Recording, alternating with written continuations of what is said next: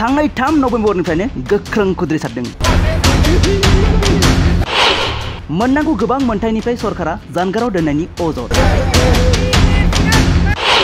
Al Assam health and technical welfare association आरो NHM employ एसोसिएशननि मावथिफोरा गोख्रों खुद्रिसारदों।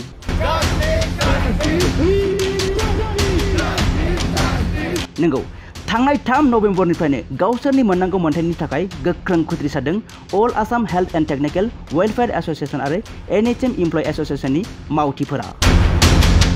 समान मावनाय आरो समान मोनथायनि दाबिजों Kokrajhar joint director of health service मावख'नि दरखं मोखाङाव थांनाय 3 नभेम्बर अक्ट'निफ्रायनो गोख्रों खुद्रिसारनाय हाबाफारिया सोलिगासिनो दं। बिथांमोना खौरांनि गेजेरजों फोरमायनाय बायदिब्ला all Assam health and technical welfare association आरो एनएचएम इमप्लॉय एसोसिएशननि जेंनाखौ थाबैनो सुस्रांनानै होआब्ला धरना हाबाफारिखौ लांबाय थागोन होननानै फोरमायदों। दानिया फैदो बिथांमोनहा मा दाबिखौ लानानै गोख्रों सोमावसारदों बिथांमोननिफ्रायनो आबुङै मिथिनानै लानि। ধন্যবাদ। আপোনালোকে আজি আমাৰ এই অৱস্থান ধৰ্মঘটত যিখিনি আমাৰ কাৰ্যসূচী গণতান্ত্ৰিক বিৰোধী কাৰ্যসূচী চলি আছে সেই অহাৰ কাৰণে আজি যোৱা আমাৰ 3 তাৰিখৰ পৰা আমাৰ এই 3দিনীয়া অৱস্থান ধৰ্মঘট আজি অন্তিম দিন আৰু আমি আগন্তুক আমাৰ 12 তাৰিখলৈকে আমি এই পৰৱৰ্তী পৰ্যায়ে যিখিনি আমাৰ আন্দোলন আছে যিখিনি এক্টিভিটি আছে সেইখিনি আমি কৰি যাম।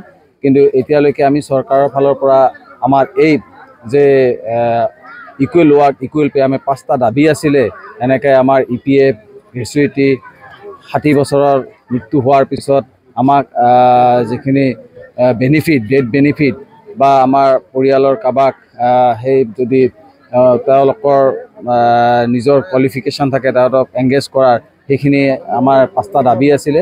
গোটেই অসম জুৰি আমাৰ এই এনআৰএছএম এমপ্লয়ী আন্দোলন চলি আছে। বিগত 20 বছৰ ধৰি আমি আমাৰ ইয়াত কৰ্মৰত আমাৰ সহকৰ্মীবোৰ আছে। বহুতে আমাৰ এতিয়া ৰিটায়াৰ হ'বলৈ সময় হৈ গ'ল। কিন্তু আমি আজি এই 8 দিন আন্দোলনৰ পিছত আমি একো আমাৰ চৰকাৰৰ ফালৰ পৰা আমাৰ প্ৰতি পজিটিভ একো আমাৰ অহা নাই। আমাৰ চেণ্ট্ৰেল কমিটি যদিও তেখেতসকলে আমাৰ এমডি এনআৰএছএম ছাৰে মাতিছিলে কিন্তু তাত একো ফ্ৰুটফুল ডিছকাশ্যন হোৱা নাই। যাৰ কাৰণে আমি আমাৰ চেণ্ট্ৰেল কমিটিৰ নিৰ্দেশ মৰ্মে আমি 12 তাৰিখলৈকে আমি আমাৰ এই বিৰোধী কাৰ্যসূচী চলাই যাম আৰু তাৰ পিছতো যদি আমাৰ কিবা চেণ্ট্ৰেল কমিটিৰ পৰা আদেশ আছে সেই মৰ্মে আমি আমাৰ কোকৰাঝাৰ ডিষ্ট্ৰিক্ট নিয়া আৰু আঠুৱা আমাৰ এই দুটা অৰ্গেনাইজেশ্যনে আমি একেলগত আমি আমাৰ প্ৰাপ্যৰ কাৰণে আমি যুঁজিম।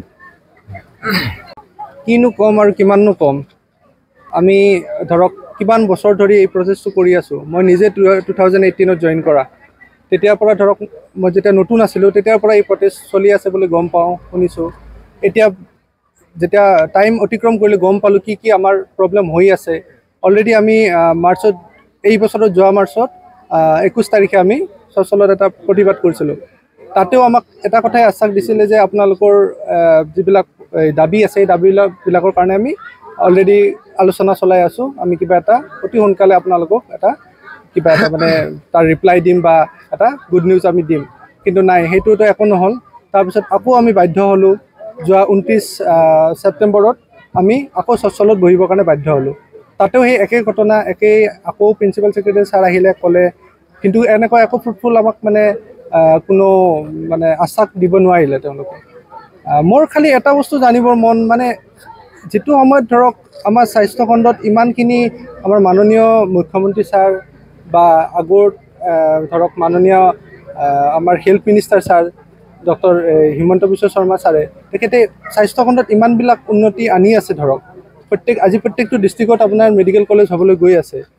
তেনেস্থলত আমি দেখা পাওঁ ধৰক প্ৰত্যেকখন হস্পিটেলতে নিয়াৰ এবাউট 60 to 70% আমাৰ এনএইচএম কৰ্মী থাকে। তাতে টেকনিকেলো থাকে, নন টেকনিকেলো থাকে। As a whole NHM employ আমাৰ 60-70% থাকে। মোৰ খালি এটা বস্তু জানিবৰ মন, আমাৰ এই এনএইচএম কৰ্মীখিনিক চৰকাৰে হওক বা তেনেকুৱা আমাক ইমান ঘৃণা কিয় কৰে? বেলেগ বিভাগৰ যিবিলাক আপোনাৰ বেলেগ বিভাগৰ যেনেকৈ আপোনাৰ সুবিধাবিলাক আঁচনিবিলাক দি আছে, সুবিধাবিলাক দি আছে ধৰক টিচাৰৰ ক্ষেত্ৰতে হওক বা অন্য ডিপাৰ্টমেণ্টৰে হওক, ৰিক্ৰুটমেণ্ট ড্ৰাইভ চলি আছে বহুত, কিন্তু আমাৰ NHM-ৰ যেতিয়া কথাটো আহে তেতিয়া চৰকাৰে ইমান ভাবিব লগা কিয় হয়? আমিতো এনেই বহি থকা নাই, আমি এজন পাৰ্মানেণ্ট বা এজন ষ্টেট গভৰ্ণমেণ্টৰ এমপ্লয়ী যিটো সময়ত যায়, নন টেকনিকেলে হওক বা টেকনিকেলে হওক, আমাৰ OPD ছেইম টাইমতে আমি OPD সোমাম, ছেইম টাইমতে আমি OPD পৰা বাহিৰ হওঁ, ট্ৰিটমেণ্ট আমি ছেইম দি আছোঁ।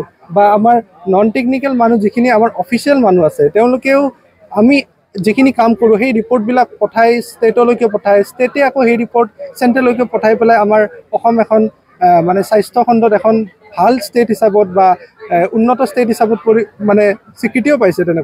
তেনেস্থলত আমাৰ NHM কৰ্মীখিনিক কিয় ইমানখিনি অৱহেলা কৰি আছে, এই বস্তুটো আমি খুব জানিবৰ মন।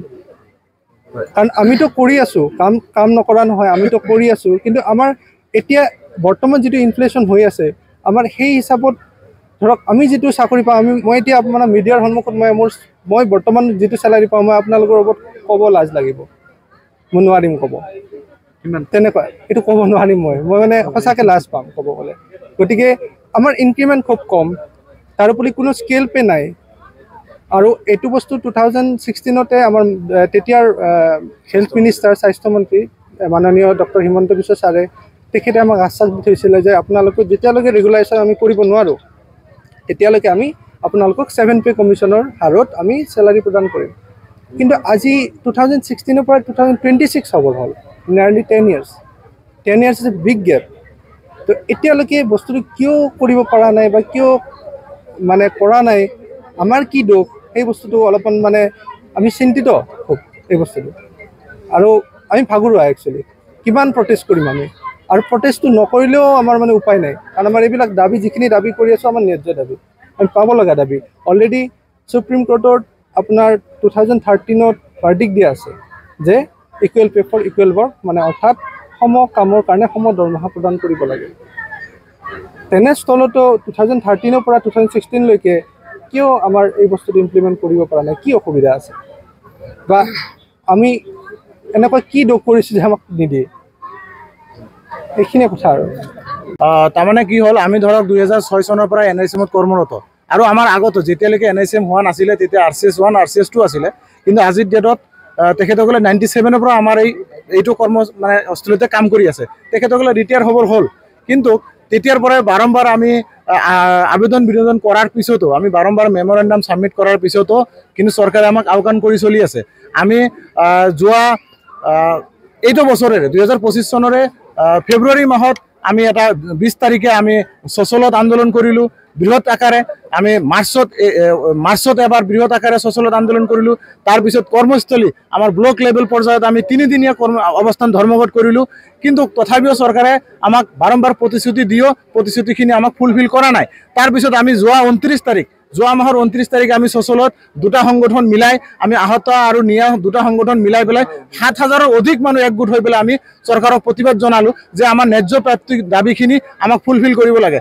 যিটো চৰকাৰে বাৰম্বাৰ আমাক আশ্বাস দি আহিছিলে, আমাৰ এই বৰ্তমানৰ মুখ্যমন্ত্ৰী ডক্টৰ হিমন্ত বিশ্ব শৰ্মা ডাঙৰীয়া, তেতিয়া স্বাস্থ্যমন্ত্ৰী আছিলে, তেখেতে মিডিয়াৰ আগত কৈছিলে যে অজিত কুমাৰ ভূঞা ডাঙৰীয়াৰ লগত এটা সাক্ষাৎকাৰত স্পষ্টভাৱে কৈছিলে তেখেতে যে আমি যদি আমাৰ 2016 চনত আমাৰ যদি বিজেপি চৰকাৰ আহে তেতিয়াহ'লে আমি প্ৰথম কেবিনেটতে আপোনালোকৰ চাকৰি নিয়মীয়া কৰিম, আৰু যদি কিবা কাৰণত আমি নিয়মীয়াকৰণ কৰিব নোৱাৰোঁ তেতিয়াহ'লে আপোনালোকক 7ম দৰমহা আয়োগত আণ্ডাৰত আপোনালোকক দৰমহা দিয়া হ'ব। আৰু যিটো ক্ষেত্ৰত চৰকাৰে কোনো না কোনো ফালে দি গৈ এটা ফালে তেখেতসকলে কাৰ্যকৰী কৰিছে। তাৰ মানে তেতিয়া আমাক SSA, যিটো আমাৰ সৰ্বশিক্ষা অভিযান আৰু ৰাষ্ট্ৰীয় স্বাস্থ্য অভিযান, দুটা একেটা মিছন হয়। তেখেতসকলে কিন্তু চৰকাৰীকৰণ কৰাৰ ক্ষেত্ৰত আমাৰ যিটো এডুকেশ্যন ডিপাৰ্টমেণ্ট আছিলে তেখেতসকলক 5 বছৰ চাকৰি কৰিলেই তেখেতক ৰেগুলাৰাইজেশ্যন স্পেচিয়েল ড্ৰাইভ দি পেলাই কৰি আছে। এইবাৰ কেবিনেটত তেখেতে ডিচিশ্যন লৈছে 3 বছৰ যদি কোনোবাই কণ্টিনিউৱাছলি চাকৰিটো 3 বছৰ সম্পূৰ্ণ কৰে তেখেতসকলক ৰেগুলাৰাইজ কৰি আছে স্পেচিয়েল ড্ৰাইভ দি পেলাই। কিন্তু দুখৰ বিষয়, আমাৰ যিখিনি NHM ৱৰ্কাৰ আছে বা NHM কৰ্মী আছে তেখেতসকলে বিগত 2 দশক ধৰি প্ৰায় 22 বছৰ কাল, মানে 20 বছৰ কৰি 22 বছৰ কাল ধৰি আমি কণ্ট্ৰাকচুৱেল হাৰত মানে ন্যূনতম মাননি এটা দি পেলাই আমাৰ আমাৰ পৰা কাম আদায় কৰি আছে। আমি একেখন টেবুলত বহি একেখন হস্পিটেলতে বহি আমি একেখন মানে কামেই কৰিব লাগে। যিটো কাম আমি ক'বলৈ গ'লে আমাক দি বেছিয়ে কৰায় আৰু সেই কামটো আমি কৰাৰ পিছতো কিন্তু মাননীয় আমি তেখেতসকলতকৈ 3 ভাগৰ 1 ভাগ পাওঁ। মানে আমাক দৰমহা বুলি ক'বলৈ আমাক লাজ লাগে। যিটো ক্ষেত্ৰত আমাৰ কোনো EPF নাই, গ্ৰেচুইটি নাই, আমাৰ PFৰ ব্যৱস্থা নাই, NPSৰ ব্যৱস্থা নাই, ছুটিৰ ক্ষেত্ৰত নাই, আমাৰ চাইল্ড কেয়াৰ লিভ নাই, মেটাৰনিটি লিভ কম। মানে এনেকুৱা ধৰণে আমাৰ এক কৰি আমাৰ যিটো সমস্যাত ভুগি আছোঁ আমি বাৰম্বাৰ চৰকাৰক অনুৰোধ জনাইছোঁ। কিন্তু আমাৰ আগৰ বক্তা এজনে কৈছিলে যে আমাৰ সুপ্ৰিম কোৰ্টৰ যিটো ভাৰ্ডিক্ট আছিলে 13ত সেই সুপ্ৰিম কোৰ্টৰ ভাৰ্ডিক্ট হিচাপে সমকামৰ সম দৰমহা সমমৰ্যাদা আমাক প্ৰদান কৰিব লাগে বুলি এটা সুপ্ৰিম কোৰ্টৰ ভাৰ্ডিক্ট আছিলে। কিন্তু সেই ভাৰ্ডিক্টই আমাৰ এই চৰকাৰে অমান্য কৰি চলি আছে। 2021 চনত আমাৰ এইখন চৰকাৰে আমাৰ এখন নটিফিকেশ্যন এটা ৰাজপত্ৰত উলিয়াইছিলে। তাত আমাৰ মেটাৰনিটি লিভটো আমাক দিছে, চাইল্ড কেয়াৰ লিভটো ন্যূনতম এটা দিছে। কিন্তু আমাৰ যিটো গ্ৰেচুইটি বুলি তাতে উল্লেখ কৰিছিলে, কিন্তু আজিলৈকে ছেপাৰেট নটিফিকেশ্যন এখন ওলাব লাগে বুলি তাতে এটা কুলম ৰাখি থৈ দিছে। সেই বস্তুটো আজি 5 বছৰ কাল অতিক্ৰম হৈ গ'ল, কিন্তু গ্ৰেচুইটিৰ নামত কোনো ধৰণৰ ইমপ্লিমেণ্টেশ্যন নাহিলে বা নটিফিকেশ্যন নাহিলে। এইকাৰণে আমি দীৰ্ঘদিন ধৰি দাবী কৰি আছোঁ যে আমাক 7ম দৰমহা আয়োগত দৰমহা দি পেলাই কৰ্মচাৰীখিনিক দৰমহা প্ৰদান কৰিব লাগে, সমান কামৰ সমান মজুৰি দিব লাগে আৰু ৰেগুলাৰাইজ পৰ্যায়ক্ৰমে আমাক ৰেগুলাৰাইজ কৰিব লাগে। কিন্তু চৰকাৰে যদি ৰেগুলাৰাইজ কৰোঁতে কিবা অসুবিধা হয় তেতিয়াহ'লে যেতিয়ালৈকে ইহঁতে ৰেগুলাৰাইজ কৰিব নোৱাৰে, আমাৰ মুখ্যমন্ত্ৰী ডাঙৰ নিজে কোৱাৰ দৰেই তেখেতে নিজৰ প্ৰতিশ্ৰুতি পালন কৰক। তেখেতে নিজে আমাক আশ্বাস দিছিলে যে পৰ্যায়ক্ৰমে আপোনালোকক ৰেগুলাৰাইজ কৰা হ'ব আৰু যেতিয়ালৈকে ৰেগুলাৰাইজ কৰা নহয় 7ম দৰমহা আয়োগত আপোনালোকক দৰমহা প্ৰদান কৰা হ'ব। এতিয়া চৰকাৰী কৰ্মচাৰীসকলৰ কাৰণে 8ম দৰমহা আয়োগৰ এটা কমিটি গঠন হৈ গ'ল। তেখেতসকলে চাগে অহা বছৰৰ পৰা 26ৰ পৰা সিহঁতে 8ম দৰমহা আয়োগত দৰমহা পাব। কিন্তু আমি বজাৰ মূল্য চাই পেলাই আমি ন্যূনতম মাননি যিটো কাম চলাই আছোঁ, আমি মানসিকভাৱে ভাঙি পৰিছোঁ। আমি চাওক স্বাস্থ্য সেৱাৰ লগত জড়িত চৰকাৰৰ এনেকুৱা এটা বিভাগৰ লগত জড়িত যিটো গোটেই অসমৰ মানুহ, গোটেই ৰাজ্যৰ মানুহখিনি আমাৰ এই হেল্থ ৱাৰ্কাৰৰ স্বাস্থ্যৰ প্ৰতি অনুধাৱন কৰি তেখেতসকলে আমাৰ স্বাস্থ্যকৰ্মীসকলৰ পৰা স্বাস্থ্য সেৱা ল'বলৈ আহে। কিন্তু আমি নিজেই যদি স্বাস্থ্যত অৱনতি ঘটিছোঁ, আমি নিজে ভালকৈ পঢ়া শুনা কৰাব পৰা নাই, ল'ৰা ছোৱালী খোৱাৰ ব্যৱস্থা কৰিব পৰা নাই, আমি ভালকৈ এটা থকাৰ ব্যৱস্থা কৰিব পৰা নাই। এনেকুৱাভাৱে আমি মানসিকভাৱে যদি হাৰাগ্ৰস্ত হৈ আমি বেমাৰীসকলক কেনেকুৱা ধৰণৰ সেৱা সুৰক্ষা আগবঢ়াই আছোঁ আপোনালোকে নিজে ভাবিব। আমি নিজে মানে বেমাৰী হৈ গৈছোঁ, বেমাৰী চাই ক'ভিডৰ সময়ত আমাক মুখ্যমন্ত্ৰী ডাঙৰীয়া মানে সেনানী বুলি আমাক আখ্যা দিলে, আমি যুদ্ধ জয় কৰি আহিলোঁ। কিন্তু সেই ক'ভিড যোদ্ধাক এতিয়া এনেকুৱা প্ৰতাৰণা কৰিছে। তেখেতসকলে কৈছে যে আপোনালোকে আমাৰ ক'ভিড যুদ্ধৰ টাইমত যিখিনি কাম কৰিলে আপোনালোকে অসমৰ সেনানী, আমি ক'ভিড যুদ্ধ জয় কৰি আহিলোঁ, কিন্তু বৰ্তমান টাইমত আমি পেটত গামোচা বান্ধি আমি ভোকত নোপোৱা অৱস্থাত আছোঁ। সেইকাৰণে আমি বাৰম্বাৰ চৰকাৰক আবেদন জনাইছোঁ তেখেতসকলে যাতে আমাৰ ফালে ঘূৰি চাই আমাক 7ম দৰমহা আয়োগৰ আণ্ডাৰত সমাহাৰত দৰমহা প্ৰদান কৰে। এইখিনি আপোনালোকৰ জৰিয়তে মুখ্যমন্ত্ৰী ডাঙৰক অনুৰোধ জনাইছোঁ। আৰু যেতিয়ালৈকে এই আমাৰ 7ম দৰমহা আয়োগৰ আণ্ডাৰত আমাক দৰমহা প্ৰদান কৰা নহয়, হয়তো আমাৰ কেন্দ্ৰীয় কমিটিৰ নিৰ্দেশ মৰ্মে হয়তো আমাৰ এই আন্দোলনটো অবিৰতভাৱে চলি থাকিব। যেতিয়ালৈকে আমি প্ৰাপ্য আদায় নাপাওঁ তেতিয়ালৈকে আমি আন্দোলন চলাই যাম। ধন্যবাদ। শিশুৰ মৃত্যুৰ হাৰ কমোৱা, ইউনিভাৰ্চেল হেল্থ কাভাৰেজ দিয়া, এইটোৰ ক্ষেত্ৰত যদি চাব যাওঁ আমি আগৰ আৰু আজিৰ যিটো ডিফাৰেঞ্চ বা পাৰ্থক্য বা যিটো উন্নত হৈছে সেইটো অকল NRHMৰ এই কৰ্মচাৰীৰ যোগেদি হৈছে। আজিৰ দিনত যিটো আমাৰ 400ৰ ওপৰত যেতিয়া মাতৃৰ মৃত্যু আছিলে, আজিৰ দিনত কিন্তু 167লৈকে নমাই আনিবলৈ পাৰিছে। ঠিক তেনেকুৱা ধৰণে যেতিয়ালৈকে মোটামুটি 100মান শিশুৰ মৃত্যুৰ হাৰ আছিলে, আজিৰ দিনত 31লৈকে নমাই আনিবলৈ পাৰিছে অকল এই NRHMৰ যোদ্ধাৰ বা NRHMৰ কৰ্মচাৰীৰ যোগেদি। আৰু আপোনালোকে এটা চাব, এই আমাৰ NRHMৰ কৰ্মচাৰীবিলাকৰ যোগেদি ভাৰতবৰ্ষৰ পৰা পলিঅ'ৰ নিচিনা এটা ডাঙৰ বেমাৰক নাইকিয়া কৰিবলৈ পাৰিছে। তেতিয়া ইমানখিনি ছাৰ্ভিচ দিয়াৰ পিছতো আগৰ বক্তাবিলাকে আপোনালোকক কৈ গৈছে, যিখিনি চৰকাৰে নিজে প্ৰতিশ্ৰুতি দিছিলে স্বাস্থ্য কেন্দ্ৰত ৰাইজক স্বাস্থ্য সেৱা আগবঢ়োৱাৰ ক্ষেত্ৰত অসমে এইখিনি কৰ্মচাৰীক লৈ পেলাই যিমানখিনি আগবাঢ়ি গৈছে, কিন্তু সেই যিবিলাকে এইখিনি সেৱা আগবঢ়াইছে ৰাইজক, সেই সেৱা আগবঢ়োৱা সেনানীবিলাকক যিখিনি চৰকাৰৰ দায়িত্ব আছিলে যে চাবলগীয়া বা বেলেগ কৰ্মচাৰীয়ে বা স্বাস্থ্য বিভাগৰে বেলেগ বেলেগ কৰ্মচাৰীয়ে যেনেকৈ দৰমহা পায়, যেনেকৈ মাননি পায়, যেনেকৈ স্বীকৃতি পাইছে, সেই সমূহ আকাৰে যিখিনি দিব লাগিছিলে কিন্তু আজিলৈকে দিয়া নাই। সেইটোৰ কাৰণে আমি এটা ভাষাত যদি ক'ব যাওঁ, ব্ৰিটিছৰ সময়ত আমি এটা ভাষা কৈছিলোঁ যে এক্সপ্লইটেশ্যন।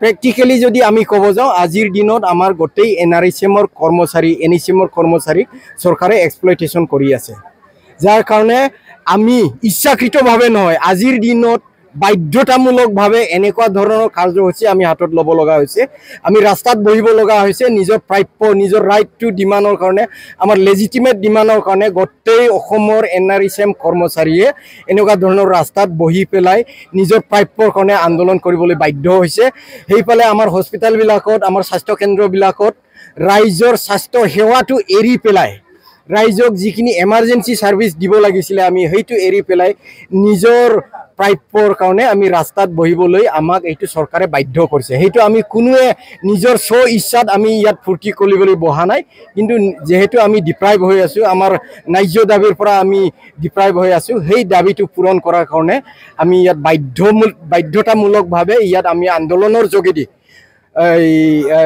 চৰকাৰক আমি অৱগত কৰিবলৈ বাধ্য হৈছো যে আমাৰ দাবীটো ন্যায্য দাবী আমি কি দাবী কৰিছো সেই দাবীটো আমাৰ কোনো আইন বা চৰকাৰৰ ব্যৱস্থাৰ আওতাৰ বাহিৰত নহয় যিখিনি চৰকাৰৰ ব্যৱস্থা আছে এই গোটেই ব্যৱস্থাৰ ভিতৰতে থাকি পেলাই আমাৰ দাবীটো আমি লেজিটিমেট ডিমাণ্ডটো আমি চৰকাৰক অৱগত কৰিবলৈ চেষ্টা কৰিছো যদি এই ধৰ্ণা কাৰ্যসূচীৰ পিৰিয়ড যদি কোনোবা স্বাস্থ্য কেন্দ্ৰত বা কোনোবা পেশেন্টৰ যদি কিবা অসুবিধাত ভুগিবলগীয়া হৈছে কোনোবা বেমাৰীৰ যদি অসুবিধাত ভুগিবলগীয়া হৈছে হেইটোৰ কাৰণে নিশ্চয় আমি NHM কৰ্মচাৰী হিচাপত খুবেই দুখিত কিন্তু হেইটো দায়ী আমি নহয় আমি হেইটো ৰেসপন্সিবিলিটি ল'ব নোৱাৰো কাৰণ আমি যেহেতু নিজে এই দুখত ভুগিবলগীয়া হল যাৰ কাৰণে আমি এই ৰাস্তাত ওলাই আহি পেলাই নিজৰ প্ৰাপ্যৰ কাৰণে চৰকাৰৰ ওচৰত আবেদনটো জনাবলগীয়া হল নিশ্চয় আমি আশা কৰিম আমাৰ বৰ্তমানৰ চৰকাৰে নিশ্চয় আমাৰ এই দাবীটো শুনিব আৰু আমাক যিখিনি ন্যায় লাগে সেই ন্যায়টো প্ৰদান কৰিব বুলি আশা কৰিছো ধন্যবাদ